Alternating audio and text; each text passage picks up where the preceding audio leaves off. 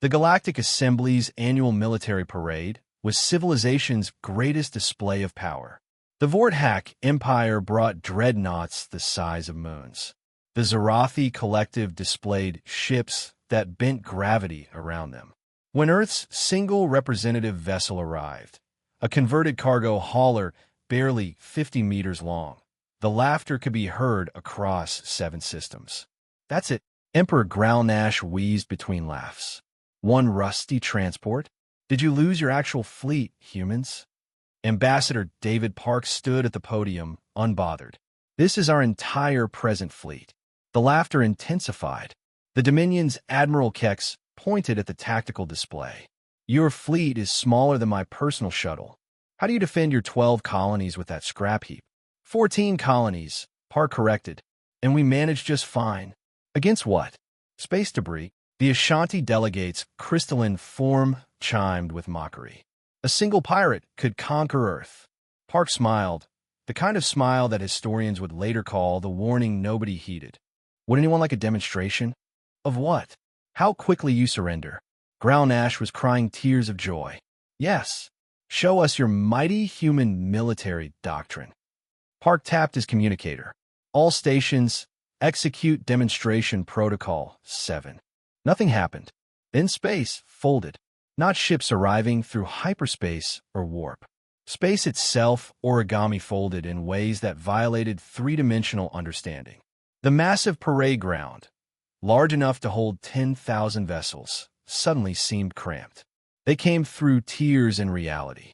Not dozens, not hundreds, thousands upon thousands of human ships, each one impossibly vast.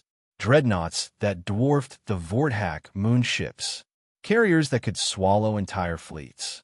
And at the center, something so large the assembly's sensors simply gave up and displayed error, scale incompatible with reality. But something was wrong with them.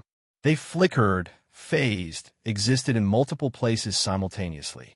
What is this? Growlnash screamed. Our fleet, Park said casually.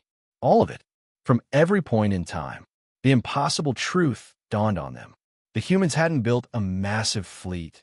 They'd built a handful of ships with temporal drives. The same 12 vessels, appearing from different points in their timeline. The dreadnought UNS Paradox was present in 800 versions, from its maiden voyage to its final battle, centuries in the future, all existing simultaneously. You're using time travel for military deployment? Why build 1,000,000 ships, Park asked, when you can build 12 and have them be in 1,000,000 places at once? That cargo hauler you mocked? That's the temporal seed. In 40 years, it becomes the flagship Kronos Reaper. Would you like to meet all 40 years of its existence at once? The cargo hauler shimmered. Suddenly, there were thousands of versions: rusty transport, armed merchant, light frigate, heavy cruiser, battle carrier, and finally something that transcended classification. Each version occupied the same space but different temporal coordinates. This is impossible, Admiral Kex shouted. The paradox is alone.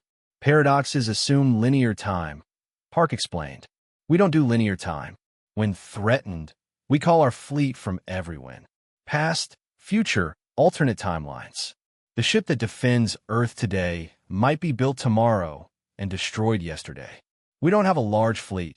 We have a small fleet with very flexible scheduling. The Zarathi scientist ran calculations. The energy requirements, the causality violations. Solved it, Park shrugged. Turns out, if you're sufficiently creative with temporal mechanics, causality becomes more of a suggestion than a law. Our ships exist in stable time loops. They were always here because they will always have been here. To prove the point, a version of the paradox from the deep future opened fire, not with weapons, but with a message beam that rewrote the last 5 minutes of history. Suddenly, nobody remembered laughing. The recording showed they'd always been terrified. But we remember. You remember both versions, Park noted. That's the fun part.